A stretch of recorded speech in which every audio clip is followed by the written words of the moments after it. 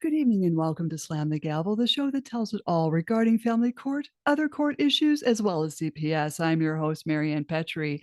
I have a brand new guest. Her name is Shurouk Mansour. She is a mind adjustment life coach and a counselor. Now, her main purpose is to work hand in hand with you to bring out hidden potential and strength so you can view things from a positive perspective and to see the beauty and power of where positive thinking takes you. She loves her job because it goes deeper than what the eye can see. And when the soul begins to feel a change, a person's energy begins to move mountains, and she is ready to build a whole new world with you. She has received her BA in psychology along with her graduate certificate in counselor education from North Carolina State University. And she has also received her MS in psychology with an emphasis in general psychology and life coaching at GCU. So she wants to bring out the best version of you while you enjoy and each and every bit of the experience. So I welcome you, Shurouk Mansour. How are you? And how did you get into all of this?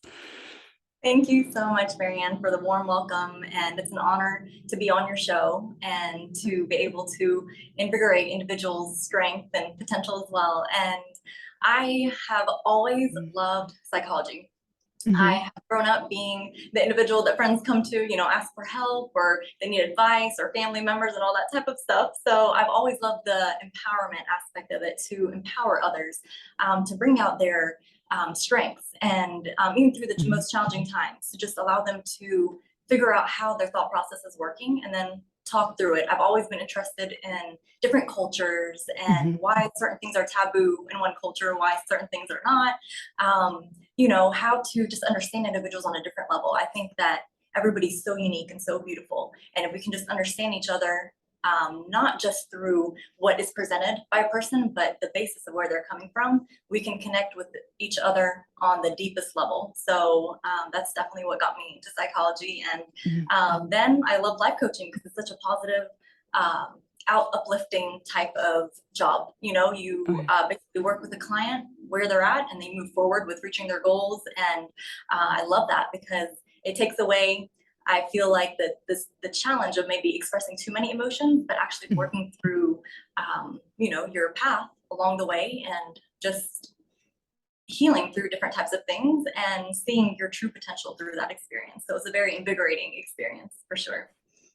And I'm sure your clients, they need this because there's so many negative, influences in life in general, and they all begin, it seems, in the grade school areas is where all this, like, kind of originates from. Yes. Yes, I love how you mentioned that because you're right. I mean, the subconscious is formed between Mhm. when a child's in the womb all the way up to 7 years old, when a child's 7 years old. So Mm. all of our subconscious connections that we make to certain things are formed during that time. And I can speak upon this because I was a former teacher. And honestly, if I wasn't a former teacher, I wouldn't have understood the basis of why a lot of students do grow up with the negative self-talk or the outlook on life in the way that they do. So I wanted to share two different types of theories with you that are going to Mhm. connect to everything that we discussed today in some way. So in psychology, we have the mirror exposure theory, and with that, it's basically when you look at something and it seems new to you, it seems like exhilarating. Like, what am I looking at? This is so interesting, and you want to learn about it. The more you see it, the more it becomes familiarized. It's a familiarized concept for you. And once it becomes familiarized, there's another theory in psychology that's called the chameleon theory. So basically, you become so familiarized with it that it becomes part of your mannerisms. And so we're just kind of like chameleons, you just kind of blend into your environment.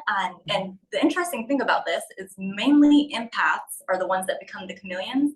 And the most challenging thing about it is that a lot of the narcissism, the toxic traits of individuals are attracted to these people.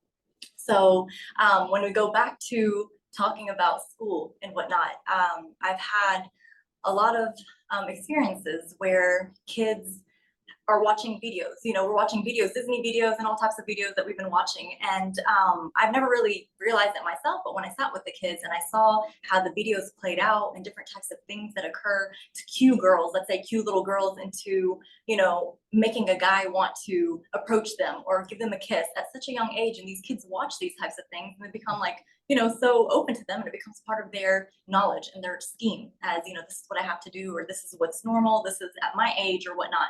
So this opens up to so many different emotions for kids at an age where they can't express, but because they see it, they feel like it's okay.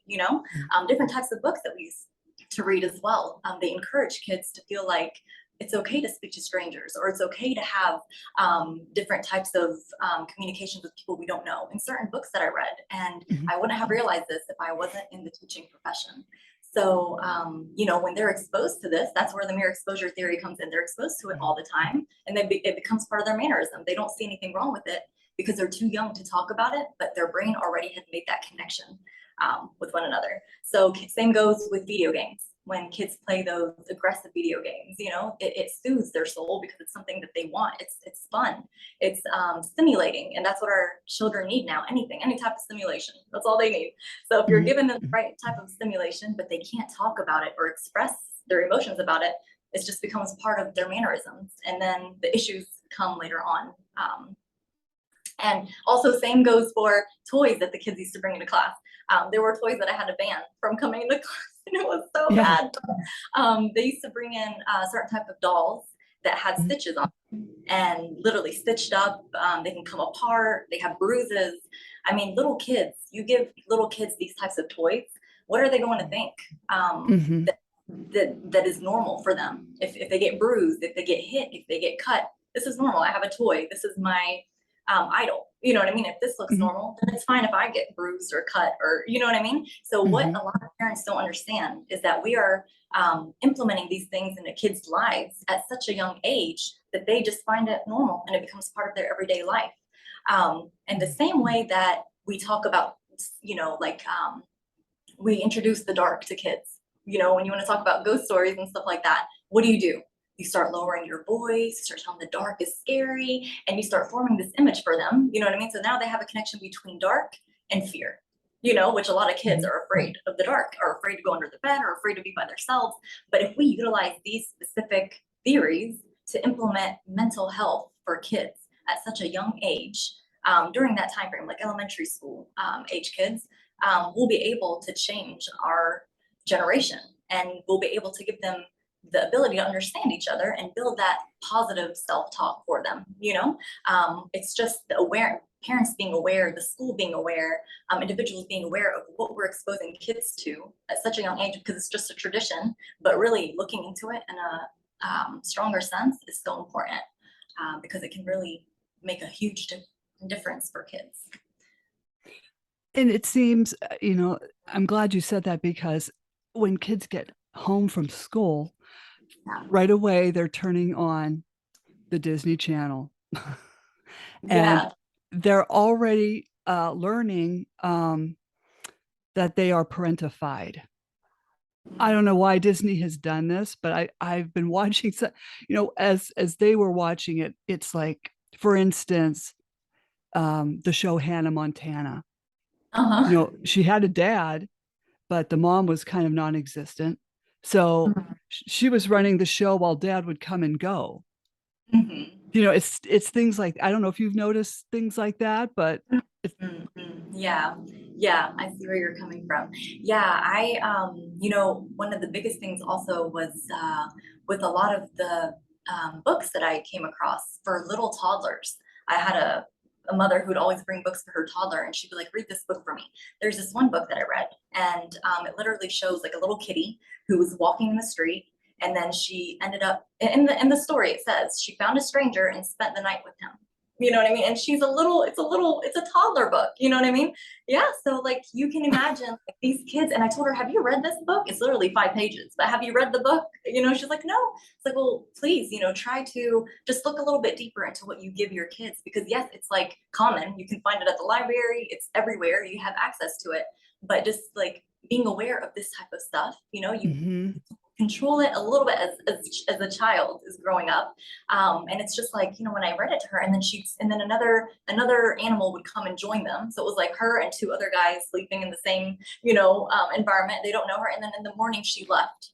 Like, if you think about it, Mhm. it kind of follows a trend of similar to like a, one night stand type of thing, for a Right. little child, and so when we teach kids this type of stuff at a young age, they're going to think like this is normal. This is where all this stuff happens. This is where everything starts. As simple as it may seem to certain people, this is where the knowledge and the scheme of the thinking of these children starts. And I'm going to give an example to you. I know this is a little bit off topic, but No, that's okay. with the mirror exposure aspect, when we constantly look at things and we just become familiarized with them. I was watching an Instagram video the other day, and it was of this woman getting proposed to at a football field, right? So the guy had the screen up, and he had her song, and he had, will you marry me? So she looks at the screen and she's like, oh, I know this song, I love it. And she started dancing, and he's like, no, read the screen. So she read the screen, she's like, oh my God. And the way that she jumped up and her excitement was so genuine. And so I've never seen a proposal like that before. And I was like, oh my God, that's so beautiful. And then when I was going through, like, remembering the way other people get proposed to, what's the normal thing that you notice when a girl gets proposed to? She usually places her hand on her mouth, and she, like, doesn't know Yeah. what to do, and all those emotions. That is part of like what the mirror exposure theory is. You see something, people see this type of reaction to a proposal, they Mhm. get used to it, and then the chameleon effect comes into play. And that means that they got familiarized to it. It becomes part of their mannerisms because it's part of how everybody in the group, does things. So you become part of that type of behavior. So that's just like Mhm. something a little bit off topic, but just to show you like that type of connection that's so strong, and it can be built for a child at such a young and early age, Well, and make such a beautiful difference for them. funny you should mention that because I don't know if you ever saw the movie Little Miss Sunshine, and it's right at the Mhm. beginning, and she wants to be, like Miss America. So Yeah. she's mirroring their actions and, like, when they won and things it's right in the beginning of the movie, and, it's like, you're right. That's what these kids are, learning, and it's a big mirror. Yeah. Yeah. Yeah, you're definitely right. And so, one thing that I feel is very, very beneficial to implement to the schools is the talk of mental health for little kids, Mhm. no matter how young they are. There are so many methods that can be utilized to teach children how to understand one another, how to, not get frustrated, deal with anxiety, deal with stress. At Mhm. such a young age, it could be through different types of activities, or it could be through, modeling techniques, all different types of things. But if you like constantly give them these types of patterns, these types of behaviors, it'll become part of who they are, and they're not going to be so self-conscious about who they are, or not Mhm. understand the person in front of them as well. Like, they'll have more self-awareness, and that's what we need, more self-awareness. And if we really come to the bottom of it, we only utilize a small part of our brain Mhm. when it comes to Mhm. thinking. I mean, there's so much power that we have that even neurologists haven't recognized or realized or come to figure out yet. So if we just like help strengthen these kids at a young age, it'll they'll be able to understand themselves better, and they'll have more of the skills and the resources to deal with life and deal with the things that come their way, so they can stand up for themselves. And Mhm. when negativity comes their way, they know how to deal with it. It wouldn't be something that's terrifying for them. They'll have the coping skills to deal with that type of behavior. So that's why I really think like it's very important to start young and bring these concepts into the school as well. How soon should they bring these concepts, like, into these schools? I would Like say as early as, I mean, as early as preschool. When you know Mhm. how to tell a child, you know what I mean, don't hit, or no Right. hitting, use an alternative, right there, that's already psychology. You know what I Mhm. mean? You're utilizing psychology right there. With something that simple, you can start kids in preschool. Let's take toys. We can utilize toys to act out a scenery. And when it comes to, and you asked such an amazing question, because even when it comes to counseling, you have play therapy, right? So you have Mhm. little kids they play and they express how they have been treated. Let's say they've been trauma bonded and whatnot. They express how they've been treated through the toys. So that's the way that kids learn very easily, just through toys and whatnot. And even if it doesn't mean you explaining too much when it comes to talking, that their visual retention is so much stronger than under the understanding aspect of things. So yeah, I mean, as early as preschool, I'd say would be amazing, Mhm. because that's how they're forming their subconscious. They're knowing not to do this, not to do that. And what individuals don't know is what's going on in the house, what's Mhm. going on in a lot of these kids' houses. These kids. I've worked in schools where I've had individuals who come to school who just like sleep during the day because they don't get sleep Mm. at home, or the way that they treat other kids, like you can tell that they've been treated that way. Mm. So when and thankfully I had like that counseling background to recognize this stuff. And so I take each student and I'm like, let's talk about this, what's going on. And I give them little activities to figure out their situation and help them in that manner. But it's so important just to like even recognize these types of habits, even for teachers, having those Mhm. skills, like to teach the teachers like psychology basics as well, because then they're able to notice, this is what's going on, and maybe I can assist in some way, or speak to the parents, or find a way to at least get them to understand that there's a situation that we can work hand in hand with. Mhm. So if somebody catches it, whether it's the child or the teacher, like it's really good to start at an early age, and help them grow Oh, in that way. definitely. Because I remember when I was a kid, my mom had this, workbook called "I'm okay, you're okay." I don't know if you're Mhm. way younger than me, but I don't know if you've Yeah, ever heard of that. I've come across that. Yeah, I've You come have? across. Yes, Yeah, yeah. and the thing is, they should have gone farther with that workbook as I'm okay, you're okay, but maybe you're a personality disorder. You know what I'm saying? It's like when you're in, high school even, you run Mhm. across some of these other kids that are just outright mean, Mhm. and you can't like they say, "Kill them with kindness," but you can't. I mean, and you've gotta learn how to deal with that. You're right. You're right. You're definitely Mm. right. And see, and a lot of that bullying comes from, yeah, that negative. I mean, they're just expressing how they feel. You know what I mean? They're expressing how they feel about themselves onto other people. It's the projection theory of psychology, where if you basically have been through a certain situation and you can't express it in emotions, you have to express it towards other people just to get it out of you, and it's a call for help. And if kids would understand that at an early age, and when they get bullied, they wouldn't take it as far as individuals are taking it in a lot of situations, because they'd understand the source of it. When you understand the source of something, especially like when it comes to life coaching, I always try to get my clients to understand how their brain works, because when you know how your brain works, you're able to regulate your emotions better. But if I'm just going to tell you, do some breathing techniques and do this, and you're just like, but I am, but then I still feel these emotions. But if you know where Mhm. these emotions are coming from, then you're like, okay, when they arise, then okay, I know this is how I'm going to feel. I know this is what I have to deal with. This is my resource. So you give them the skills and the tools. And so they wouldn't take it to heart as much as they do when they don't know how to deal with it. Mhm. And yeah, like even when it comes to like I've done some traveling in the summer, and I've just realized like the self-love that a lot of people have in their country.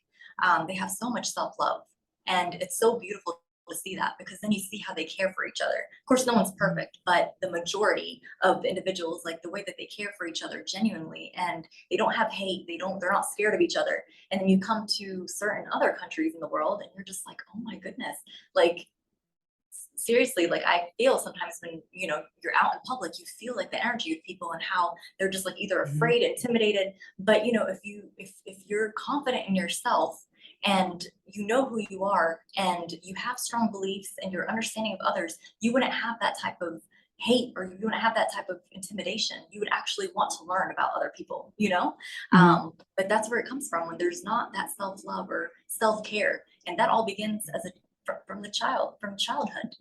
What you're taught, what you see. I mean, you spend most of your time in school. So that's why it's so important to start it from there. Just get it, build Mhm. that basic, build that framework as well. Mhm. And something else I wanted to mention is, you know, with kids as well, it's really important to mention the different types of mental disorders that individuals have, right? Mhm. So nowadays, a lot, well, with our generation now, you're seeing a lot of the narcissism become such a big thing, and it's very, very popular. A lot of people are now being like an understanding of who they're dealing with, if they have a narcissistic partner or not. But it's really important for kids to understand as well. And that comes from kids who also have families that are not together. And so, for instance, the child has to visit, the father one week, visit the mother one week. It's really important for kids to understand how to deal with certain things that even parents tell the kids. So if the parents, there are some parents, if they do have the narcissistic types of qualities, they will probably tell kids, don't listen to your mother or don't listen to your father. I want you to tell me everything that your mother and father have said.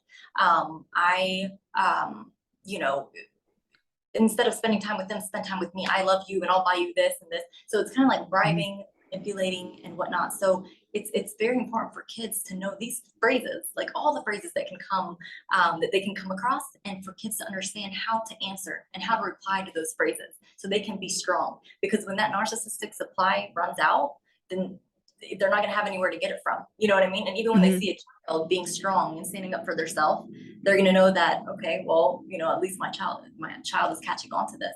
Because the only Mhm. way that a narcissistic supply continues is when they feel like the individual is not catching on. You know what I mean? And they're still getting the answers they want, or they're still getting where they need to be. So it's so important for that aspect to be put into schools as well, because a lot of kids become the victim of this. You know what I mean? And that's where mental health becomes really destroyed for these individuals, and they don't know how to talk about it and they don't know how to explain it, because it's a manipulative type of abusive type of process that you don't realize over time. It catches up to Mhm. a person. And always use this type of example. If you have a frog, right, and you place it in cool water, it's going to sit there. It's going to be fine. It's going to enjoy its time. Um, and then if you slowly start to warm up the water, it's going to still sit there. It's not going to feel anything. It's got used to it, right? And you Mhm. slowly warm it up, slowly warm it up. You heat it up, and it starts boiling, but they don't feel it because they've been in there for a long time. It's been comfortable. They've gotten adjusted, and it's fine. So this is very similar to what abuse is. Um, Mhm. get so used to it, and you don't realize where the transition point is. It's just become so common for you. And so that's why when you have signs and you make them very obvious to kids, that's where it's important to just understand that you're giving them strength, you're giving them power, not to Mhm. go against any individual, but to stand up for themselves and know where they need to be, And I mean, it's challenging, when you think about it, like, why do kids have to learn this type of stuff? But when our environment is becoming full of this type of toxicity and Mhm. different types of things that are going on, you have to protect them from that aspect. I mean, if we were mentally strong, the way that we are when we get into our 30s or our 40s and we understand the power of our brain, if children could understand that at an earlier age, can you imagine how powerful they would be? And I think a lot of the challenge comes from how many adults don't want to believe in their kids because they're Mhm. young, or they're too young, or no, I don't, they don't understand. So they're just saying stuff, you know what I mean? They don't know Uh-huh. what's going on. But in reality, kids have the strongest intuition, and they can have the stronger feelings than anybody. You know what I mean? So it's really Mhm. important to believe in them and to also give them that strength Mhm. at a young age. And I remember when I was counseling at a school in Raleigh, I used to take these kids out and give them skills, teach them skills on how to strengthen their reading skills and just like their emotional skills and everything. And I had this one boy, he came to me and he was like, Miss Shurouk, like, why are you teaching me this right now? Like, I'm young. You know what I mean? Like, I'm a young child. I was like, yeah, exactly. You're young and you have to learn it now. So it'll Mhm. strengthen you on your way, because this is where it's going to sink in your brain and you have all the strength. You just don't know how strong you are. You know what I mean? And Mhm. I mean, it was beautiful the way they transformed, because I believed in them, because I believed that even though they're kids, they still have a strength that's beyond what words can express. And I love doing that because I had the ability to make my schedule. I had the ability to basically put all my lesson plans together, and that gave me the ability to just go above and beyond what the curriculum is, and that's what I love doing. So I implement a lot of stuff for them, and it was beautiful. The results were absolutely amazing. And Mhm. so that I encourage that because I've seen where it leads and I've seen the outcome and just just the strength that came out of them. They were like, "Oh my God, I didn't know I can do this." I'm like, "Yes, you Mhm. have to believe in yourself too." So, it all starts in these areas where you can.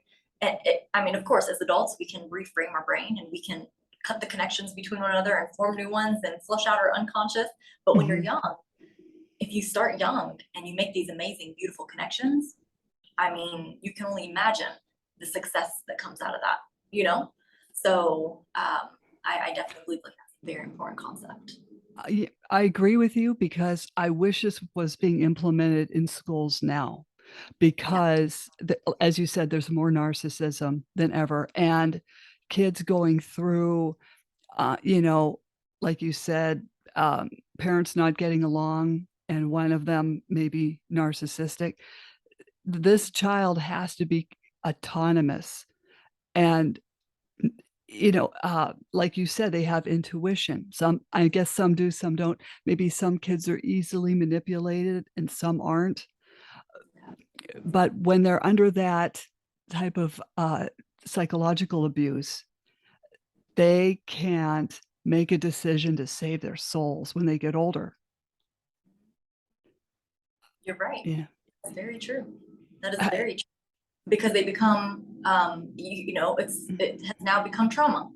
right. It has become PTSD. And what happens with trauma? It becomes part of your nervous system. Your nervous system basically um, it it retains all that information. So you begin to always want to protect yourself. You feel like I always have to protect myself. And what happens is that child is always interested in the most stimulating things. You know what I mean? All those abusive relationships that they get into, all of the bad situations they get themselves into, all of like the drugs and all that stuff. It's because it's stimulating, and they feel like that brings them a lot of where they need to be. Like they feel like Mhm. they're basically reaching the supply that they need. You know what I mean? When in reality, a healthy relationship would look so boring to them. They're like, "What is this?" You know what I mean? Like I Mhm. don't have the highs, I don't have the lows. I don't like this. You know what I mean? But because they get so used to that with trauma, you just get so Mhm. used to constantly trying to protect your nervous system that yeah, you're just so used to those highs and lows, and it just becomes like a vicious cycle. And you don't know, a lot of people don't know how to reach out, but the things that they do, like what you mentioned, the bullying, the addiction, the different type, that's the call for help. You know what I Mhm. mean? When a person gets into, let's say their 20s, 30s, and then they're just like, I'm depressed. It's really, depression comes from just like wanting to really, like they say, like deep rest. You know what I mean? Like you Mhm. are just so tired of the person that you have become that you have put a mask on, that you just need to take Mhm. that mask off and just find your strength. Mhm. Because anxiety, depression, stress, it's not a bad thing. It's actually just a signal. You know what I mean? Hey, get back on track. You are stronger than that. You know where you need to be. If you didn't know where you need to be and you were so cool, like would you ever have stress? If you didn't know, if you had no idea where you want to be in life, you just felt like this is where I'm at. I want to work this 9 to 5 job. I am okay to come home and eat and sleep, and I'm going to do this for the rest of my life. Would you ever be stressed out?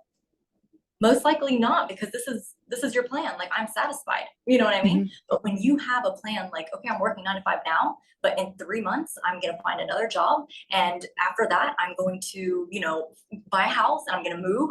When you have all these plans and you still feel stuck in that 9 to 5 Mhm. job, that's when your anxiety is gonna come into play. That's when you're gonna start getting depressed. That's when you're gonna get stressed out because I have a plan, but I'm not there yet. So those feelings and those emotions are like the best compass of our life. If we just understand them and heal through them, we'll understand that sometimes they're just trauma. Mhm. It's just the base of trauma that we haven't dealt with, so it's coming out in different ways. But yeah, if a person doesn't know that they're dealing with trauma, their actions will show it. The depression that comes, you know what I mean, the stress, all that type of stuff. Mhm. It's like an indicator that this is happening. So check yourself. You know what I mean. Go back and see where you're at, and if you weren't powerful enough, you wouldn't be feeling this way. But because you're so powerful, but you just haven't gotten where you need to be, is why you're depressed, is why you're stressed out, and it's why you're anxious. But there's so much more to it. Mhm. That's why, like, when I have clients that come, they're like, I'm feeling this way. I'm like, well, good. I'm happy that you are able to even express these feelings. Let's talk about them. You know what I mean? Because they're not coming from nowhere. These feelings are coming from something. So let's discuss it. And so, yeah, that's, I feel like, a very important concept to consider. Right. And I Uh, feel bad for the people that, I'm sure you know that some people think, well, I can fix this on my own. I don't need a counselor, which mm, is really a shame, you yeah. know. Yeah. And oh, go ahead. No, no, no. Go ahead. Go ahead. Well, you can't lead you can lead a horse to water, but you can't make him drink. You know, it but then these are the people that I fear will continue, since they were, say raised by a narcissist, and Mhm. they have been manipulated by one for so long, they don't see that they need any help anyway. And then those are the people that go out and ruin other people's lives. Mhm. Yeah. Yeah, you're definitely right. You're definitely right. And you made a really important point. And so individuals, like that, they always have some type of supply, right? They're Mhm, always a supply. They know where the empaths are, they know where the caregivers are, they know who to get love from, who to get attention from. And so they're always gonna, know where to tackle so they can refuel and whatnot. Now an individual is not gonna know that they do need help until they lose that supply. And sometimes they do lose the supply and they sit with themselves and they just feel depressed or anxious and they don't really do much about it. And so the thing about narcissism is they have to recognize that there's something that they can work on to strengthen themselves, because every person who's become a narcissist did not just weren't just born and said, I want to become a narcissist. You know what I mean? This mhm, is what I feel like I want to be in this world. You know what I mean? Like they don't, mhm, that's the thing. And a lot of times they don't even recognize that this is what they're dealing with or whatnot. So that's why what happens is us as individuals of the community, of society, when we understand and we open up and lessen the stigma around mental health and talk about it and educate others, it's not going to be a secret anymore. Because for a lot of narcissists, they think, oh, this is a secret. Nobody knows this is what I'm doing. You know what I mean? And nobody knows the pattern. But we have already recognized this is the pattern. We already know the steps. We already know everything. It's just that certain empaths and certain people just don't know that yet. But when they do get educated and you put a person in their place and let them know, I'm not accepting that. And you mhm. know what? And I've had to say that to a lot of people that I've dealt with. Like I have, come across a lot of narcissists, and I had to tell them, look, I don't think anyone's ever told you before, but you're a narcissist. You're narcissistic in your behaviors. And if I were you, I would go seek some assistance in strengthening yourself, because you are amazing as a person. You just don't know your skills, and you've just done things so like repetitively because Mhm, it just makes you comfortable that you haven't realized if you break out of this comfort zone, you have so much more to give. You know what I mean? mhm, So I have gotten to this point because I know like this is what I'm dealing with. And if everybody can learn more, educate themselves more, and even strengthen themselves, you know what I mean? If you don't feel like you have the strength inside of you, this is an indicator. If you don't feel like I can face this person, then get therapy to become stronger and bring out that beauty inside of you. Because if you are able to, strengthen yourself to that point where you can stand up to someone and gain your right back, then they're going to have no more supply. They're going to feel like, okay, there's nothing that I can do anymore. Like, this is terrible the way I'm feeling. And eventually, when it becomes like more normalized as well, like to discuss this type of stuff that everybody knows about it and whatnot, like it'll encourage them more. But like you said, if they don't feel like there's a need to change, they're not going to change. They're not, you can't force anyone to change, but you can let them see where they're at, where they could be, and what they're dealing with. And I know it's going to take a lot of time to get there, but mhm, it's good that we have these talks, because this encourages whoever hears to talk to someone else about it, to let them know, let's learn about this. Let's learn about narcissism. Let's learn about different types of toxic traits that individuals have. I'm not like here to blame anyone for what they do. You know what I mean? mhm, Even though it's not right, they do hurt a lot of people. But at the end of the day, it's good for them, for everybody to know that there is an answer. There's a way to get help, even if they're narcissists that are listening to what we're talking about. There's a way to get help. And it may be a little bit challenging because you're going to go through the emotions and whatnot, but what more um, would you want than living the best version of yourself and living authentically yourself, you know what I mean, rather than just going off of anxiety because you've had so much trauma that you've dealt with in your life, and then you're just going through your comfort zone because you feel like it's comfortable and you've just gotten used to it, and you just fulfill the anxiety through narcissism, you know. Mhm. So I think you mentioned something very important. It really, a person has to know that there's something that they can seek help for before Mhm. actually seeking that help. And we're a big part of that, to Mhm. be honest. Not accepting what we know is right, what we know is not right, and what we know is right for us to, accept. So Mhm. yeah, it's a very Well, yeah, like what you're saying, maybe like when kids get into the 7th, 8th, and up there in high school, mhm. I don't know what you think of this, but I think they should be learning about like high functioning borderline personality disorders and, Yeah, um, yes. again, the narcissism and, oh, what did I say? Bipolar? Mm-hmm. Yeah, bipolar and borderline. Yeah, and they should know that, man, if you get involved in a relationship with some of these people, your life could be a living hell. And these empaths and these young people don't they don't see it coming. Yeah. Or even if we're taught some of that, they might not see the red flags yet in time. Yes. Yes. Yes. Yeah. Yeah, I agree with you 100%.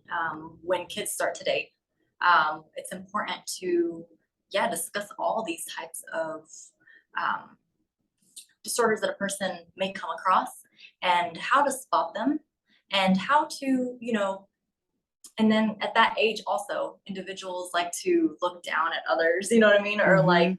have this, you have that. So the most important thing is for, if schools are teaching this, the stigma, to lessen that stigma around even opening it up or discussing it.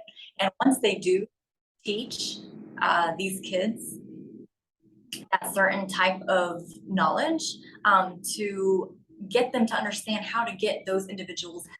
Like if they recognize these types of patterns in the behavior, how to tell them, look, I think that you would benefit a lot from therapy. Have you ever tried therapy? And to do it in a way where they know that shaming and guilting is not the answer. Mhm. I think Oh, that's very, very important because, yeah, I mean, they're going to deal with these types of personality styles. And if they don't know how to uh, protect themselves, uh, that's going to lessen from their self image, their self esteem, their self identity. mhm, So it's very important to, yeah, be able to get them to recognize these things, and how to if they're dealing with these types of individuals, to let them know that it's okay, there's nothing wrong, you know what I mean, with you as an individual. There's just something that you have dealt with in life that you haven't expressed yet. So let's talk, let's go talk about it, to let kids mhm, know not to run into relationships like that. You know what I mean? mhm. Not to run into relationships because, oh, I want to date and whatnot. Like to talk about what a healthy relationship is, what to look for, because they don't teach us values in school. They don't teach Right. you your value system. They don't tell you this is how you discover your value system or what a value system is. But if they did, and you tell kids, okay, kids, let's talk about our values today. Everybody write down your values. Now, if you get into a relationship and you want to know if this person matches you and is good for you, then you have to check off these values. You know what I Mhm, mean? Check off these values. Are they meeting your values? Are they meeting your needs? And if they are, then wonderful. Then you can continue and you can start looking out for different types of signs. But before even getting into anything, are these the types of values that these individuals are matching up to? Now, mm, with that, you get them to understand that you always have to have a plan in life. You can't just run into things just to do it. You know what I mean? mhm, Like mhm, it is good to be spontaneous as well, but when you're making really important decisions in life, you want to think about it. You know what I mean? I'm buying a house, I'm getting married, or I'm mhm, getting into a relationship or starting something new. Like these are things that are going to have an effect, an end result on your mhm, life. So when you have these values, you can see, and it's just like basically, you go out on a date. That date is basically like a job interview. You go right. out on a date, right? The job interview, like this is I mean, the interviewer would ask questions and they'll see, am I interested? Okay, I'm interested. Then I'll ask them for another date. But only if you match the values of the company, right?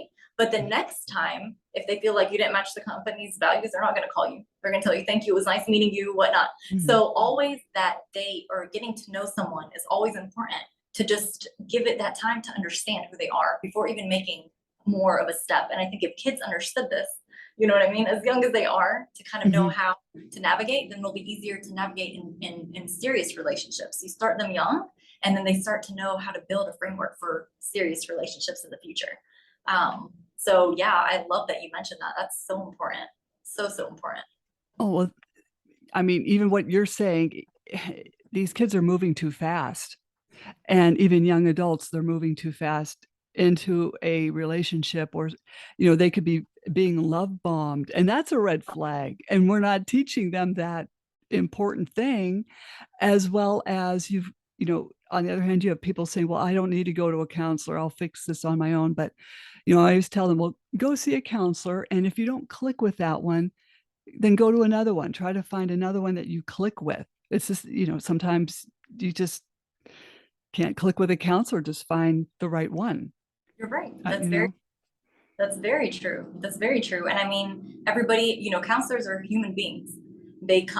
Yes, you study the material, but at the end of the day, you have a persuasion aspect that Mhm. you're putting out there. And everybody persuades based off of what they've been through in their life, how they've healed, and how they feel that others are going to heal through them. You know what I mean? So Mhm. every counselor has a different vision.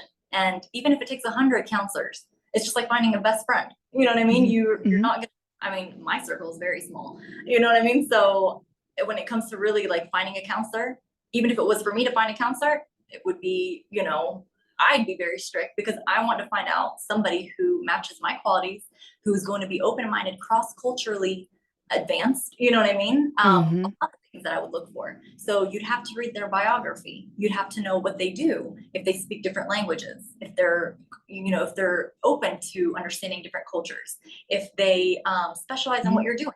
Sometimes you go to a counselor who specializes in addiction, but you're really looking for stress and anxiety. And although they may handle that, but they're not specializing specifically in what you're going for. Right. So you may feel like, Mhm. oh, okay, I don't feel like that strong connection, even though they're absolutely amazing at what they do. They just may not have the correct, specialization for what you're looking for. So always, reading the biography, setting up a call, speaking to them, even if you have to speak to 100, 200 different ones. If you find that one that matches Mhm. you, you're going to be happy. You're going to be set. I mean, you will always be able to contact them. They'll be like a best friend. You can, and that's what I always say with my life coaching. Don't take me as a counselor. Don't take me as a life coach. Take me as a best friend. You know what I mean? Mhm. I'm by your side. I will be there for you. You know what I mean? We'll talk about things. And I do my counseling sessions differently. Like I don't just meet in an office setting. If you want to go out to a cafe, we'll go out to a cafe. If you want to play top golf, we'll go top golf. You know what I mean? Like Uh-huh. you have to be comfortable in what you're doing, and you have to be able to express yourself in a non-judgmental environment. You know what I mean? So you Right. mentioned things be so important, which is one of the main reasons why people don't get seen. They don't get counseled because they're just like, how do I know? How do I, how am I going to find the right one? And sometimes it takes a little bit of time, but nothing comes easy. You know what I mean? Good Mm-mm. things easy, and sometimes you just have to put a little bit of effort into that, and once you find it, you're going to be so satisfied. Mhm. And you mentioned something important as well, like the love bombing phase of what narcissists do when they start to meet someone. And this is why we go back to why it's important for kids to have their self-esteem very strong and their self-identity, and to be self-aware, because if they have that, when you know your power, um, someone else can tell you, like Maryann, let's say that you have so much knowledge in a specific sector of the government system. You know what I mean? You have so Mhm. much knowledge in that. You're amazing at what you do. Someone comes to you and says, "Man, oh, you have so much knowledge in this specific thing." What are you going to say? We'll say, "Oh, well, thank you." You know what I mean? Yeah. Or I Mhm. appreciate that, because you're confident in knowing, yes, I know that, and I appreciate you adding on to it. But if Mhm. someone came to you and you didn't know that you have um, they discovered it about you, but you didn't know that you had a power to, let's say, towards a specific hobby, but they saw that you would fit amazing with, like, let's say your body type, your charisma, everything, and they came up to you and said, "Hey, Maryann, did you know that you do amazing playing this sport?" You're gonna be like, "Really? Oh my God." So what happens here is that they have power over you because now they know a strength inside of you that you had no idea. And now you are so excited, or you feel like happy, and you feel that close connection because they gave you something you had not discovered yet. So that's why it's so important. That's where the love bombing comes in. Mhm. The narcissists come and they target those empaths, or those Mm. people that they feel are victims that don't really speak out about their skills or their potentials. They just kind of keep it to themselves, or they may realize that someone isn't too self-aware, so they bring out these things and they're just like, "Oh my God, like this person's so amazing, they know things about me I don't know." But that's where it's scary, because if they know things about you you don't know, then you still have a lot more discovering to do. So that's where if they do bring that out, then no, I need to step back. Actually, this is where, thank God they came into my life. They're a lesson. They're not someone that stays forever, but I do have to strengthen myself in these skills. You know what I mean? Or Mhm. I need to recognize more things about myself, or at least take the compliment, but don't let it be something that, oh my God, like head over heels for this person, because you still don't know the intentions behind what's going on. You know what I mean? Which they could be amazing people, but these are what we can make the kids aware of. You know what I mean? Or individuals aware of, that when you feel this type of behavior, when you feel like someone's giving you too much love, too much care, all Mhm. at once, it's nice, it's amazing, but what are they like? Are they slowly cutting off? You know what I mean? And Mhm. that's a love bombing. They'll give you everything at first. They'll tell you all that you want to hear, then they'll slowly start cutting you off, and then that's where we get stuck to those highs and lows. You don't realize that you're getting so addicted to this, but it's just the chemical imbalance in the brain. So you start Mhm. getting addicted to the fact that they're not talking, then they're talking. Oh my God, it's so amazing. They're not talking. So then that's how the vicious system starts. And if we can just get people to understand that, they'll be able to recognize it more. And when they feel with it, they'll be able to, be a little bit more aware, even if it's not to the point where they're 100%, but they're a little bit more aware, better than Mhm. not being aware at all. Mhm.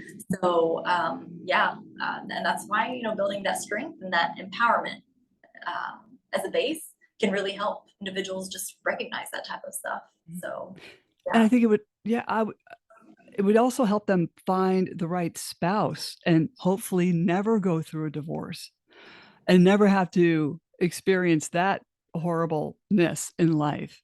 But if they could be, as you said, aware of everything, the red flags, the love bombing, you know, someone once said to me, it's, better to be alone than to be with Mhm. someone that doesn't treat you right. Absolutely. Absolutely.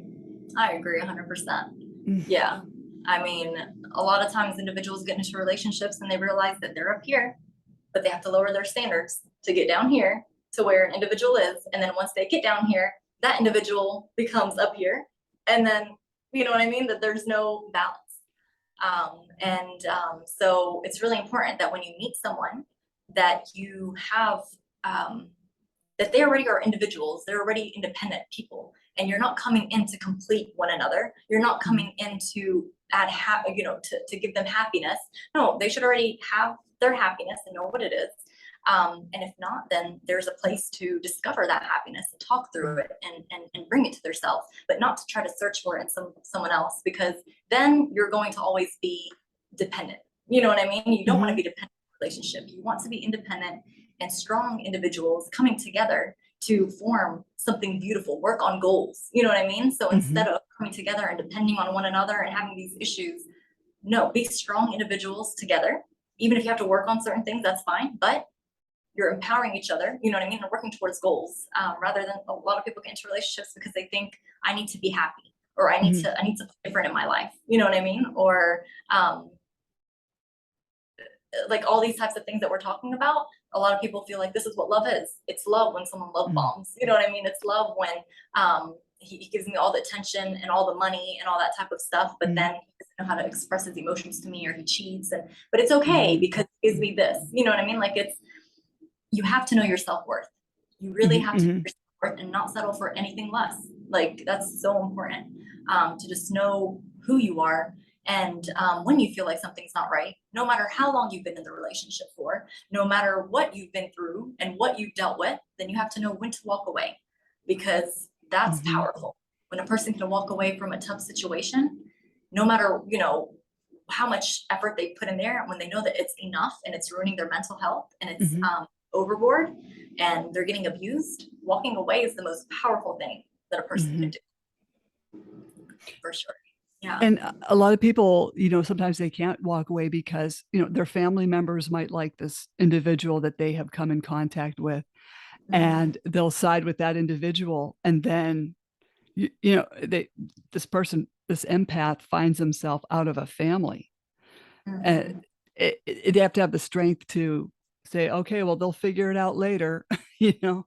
Yeah, yeah, yeah, you're definitely right. I mean, if you have individuals who are also getting trampled into that process of, the manipulation and the abuse and all that type of stuff, I mean, you really can't, you can try to, um, express your opinions and whatnot.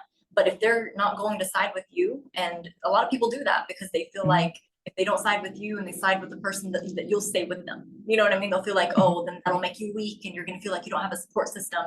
And then you have to side with them. But that's also manipulation in a different way. Um, if it's caused intentionally, if not, like you said, there's nothing that you can do but walk away from the situation, and they're going to understand it later on, because Mhm. eventually that person's going to get discovered in some way. You know what I mean? Eventually, in some certain aspect, they're going to get discovered based off of something that you said to them, based off of the type of behavior that just comes out. Um, when a person's not happy with their self, um, they're going to exude that type of negativity in some way. And either the family's going to side with that person for a while and then to come to realize their senses, or they're going to see the strength that you have, that you were able Mhm. to walk away, and they're going to say, well, there must have been a reason if she's still consistent about what she's doing and she's moved on. And they're going, eventually people will take a look at different types of things. They may not tell you, but the most important thing is that you have gotten yourself out of a situation. Oh, And yes. it's very important. And then also, if they're willing to do therapy to where they can speak to the person, get everybody in the room and talk, that would be Mhm. amazing. But if not, you do your best and work through it like that. But eventually, signs start coming up. Like signs Mhm. eventually start to come up, and even if they don't mention it to you, but they do feel it, they do see it. And I do hope that anyone that has to deal with that, they do get the reassurance that they need, um, to have their support system, even if it's not their family. Sometimes the person's family also is not family. You know what I mean? Sometimes your friends are family. Sometimes you meet individuals that become family. So just because you have family members that are blood does not mean that they're your Mhm. support system. As sad as that is, and as harsh as that is, and as challenging as that is to recognize and understand, just because they're family does not mean that they're there for you. They're Mm. family by name, you know what I mean, by blood, but emotions, caring and stuff like that, that's important to also recognize in these situations. These situations that you get into, they prove to you who your circle is, what your circle is, even if that means that you have to be away from family. Sometimes family could be toxic, and Mhm. you just have to kind of maneuver your way out of there. And then eventually, if they see it, they see it. That's nice. But if they don't, you don't have to live in a depressed, type of environment, depressing environment, or an environment that's going to give you mental health problems just so you can make them happy. You know what I mean? Just so we can keep the family together. No, actually, when the kids are still in a family, that's constantly fighting, that constantly has Mhm. aggression, manipulation, this is their image of what a family is supposed to be. You know what I Yeah. mean? So the son or the daughter will end up being with a man or a woman who treats them the same exact way, because this is what normal is. I mean, who else do they see? What other relationships do they see that they can connect with? It's their family relationship. And even if there has to be a divorce, eventually there's going to be a day where you can speak to the child and let them know they're going to go through emotions. I'm not going to say they're not. Every child who has divorced parents goes through internal emotions that are very hard to process, but they're not hard to the point where they can't be spoken about or solved or whatnot. Eventually kids will learn. And there may be still some some emotional thing to discuss, and they can talk through it throughout their life. But Mhm. at the same time, it's healthier that way than having a child in an environment where they're constantly anxious. They want to make sure that you're okay because they feel like Mhm. there's a gap that they want to fill for you because they want you to be happy. But then they're like, wait a second, but my dad, he's innocent. No, no, no. So they run to the father and they just see like there's such a conflict. They stop worrying about themselves and they Mhm. forget to like even discuss their own feelings or and then that's where the self-esteem lessons. That's that relationship right there defines their self-esteem and their self-worth. That relationship right there. So yes, it's very powerful for a person to be able to say, look, I don't care who's going to be lining up with who. I know what I need out of this relationship, what's healthy for my kids, and I know where where I want my mental health to be, and so I'm walking away from this. That is the most powerful thing that a person can do Mhm. in that type of situation. Yeah, So because I just love what you just said because, these kids are watching mom and dad argue. yeah, And, some psychologists say that I don't know how to put this, yeah, that if you get a divorce when these kids are babies, we're saying 5 and under, that's the yeah. worst time that you could put your kids through a divorce, which I disagree. I'll tell you why. But they're saying that, when the kids are older is the better time to divorce. But Mhm. that's why people are staying in marriages longer because they're thinking, well, when the kid's older, they'll understand. Or if we make it to 18, then, I can divorce then. But, it's hard on a kid at any age. But I think, a 2-year old isn't going to know what's going on Mhm. when you're getting a divorce and moving into another house. And then they start the routine of going back and forth between the houses. A Mhm. 2 and 3 and 4-year-old and even 5-year-old is they may find that fun.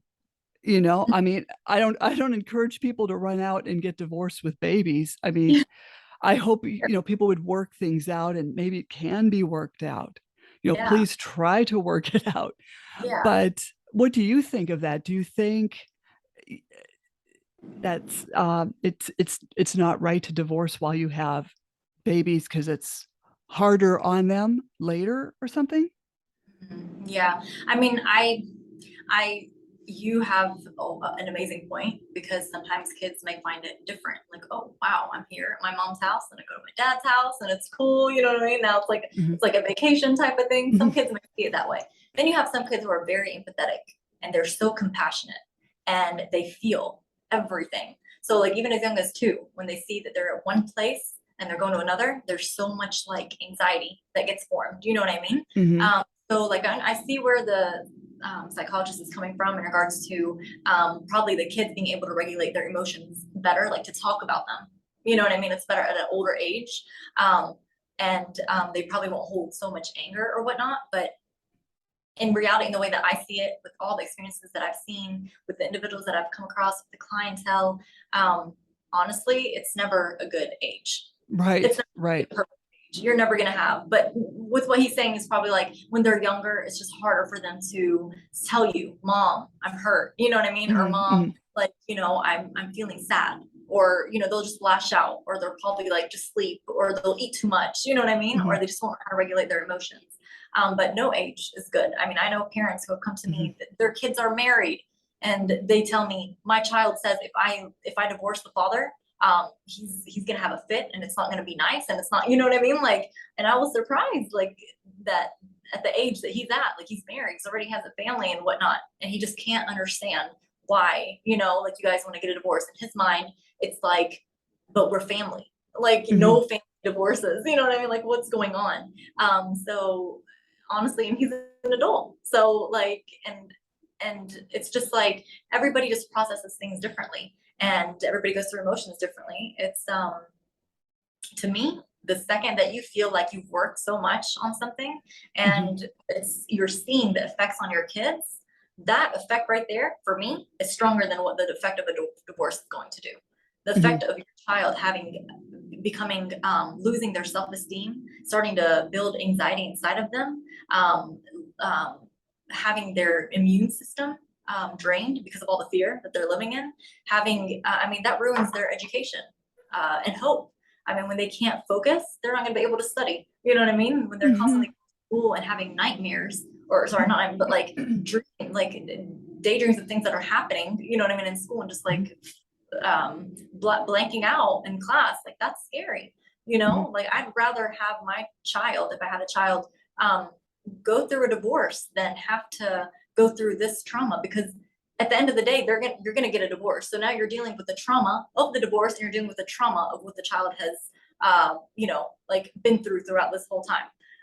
So like it's just that you want to make sure that, you know, you're talking through with the child as well. You're talking through that with everything that's going on, trying to find, even during the time of the divorce, who to speak to, a grief counselor, someone who helps you through a loss, you know what I mean, for Mhm. children. Always checking up on the child, making sure that there's no change in their school. You know, school will tell you a lot. Is there a change in their activity? How are they sitting? Are they isolating themselves? Being aware of the signs of what can cause a child to become, you know, emotionally drained from a divorce, is very important. So, you know, I would rather a child go through the divorce impact than go through that anxiousness that the parents, you know, fighting can cause a child, and also a divorce Mhm. aspect as well, because then you have two things that you have to deal with. Actually, I think that's more challenging. That's how I Mhm. see it. But yeah. And I can see that going into another podcast. Yeah. You know, seriously. Yeah. It's 'Cause I would love to have you back on. Is there anything else you'd like to add? I honestly feel like we touched on everything. Yeah, I feel like, yeah, I had a few things. Yeah, I think we, yeah, discussed even more than, you know, I had in mind. So it's Oh, amazing. good. Really enjoyed it. Well, Yeah. how could people reach you if they want to get a hold of you? Yeah, they're more than welcome to email me at invigoratewithpower@gmail.com, and also visit my website at www.invigorateyourinnerstrength.com. And feel free to give me a call as well. You can leave, you know, a message or text. More than willing to work hand in hand with anyone to get them situated sessions, or, you know, I also give complimentary introductions or sessions Mhm. that we can to see if it's a good fit for them. And I'm more than willing to work hand in hand with anyone. Oh, that's awesome. I totally appreciate you coming on the show. Thank And you. so I want you to come back on, so don't jump off. Okay. Slam Slam the Gavel's a podcast to help the public understand what really goes on in these family courtrooms. I'm your host, Maryann Petri, author of Dismantling Family Court Corruption, Why Taking the Kids Was Not Enough, and Cry Out for Justice, Poems of Truth. Please join us again here with Shurouk Mansour in the future and other exciting guests. Thank you. Thank you, Shurouk. So much, Marion. I appreciate it.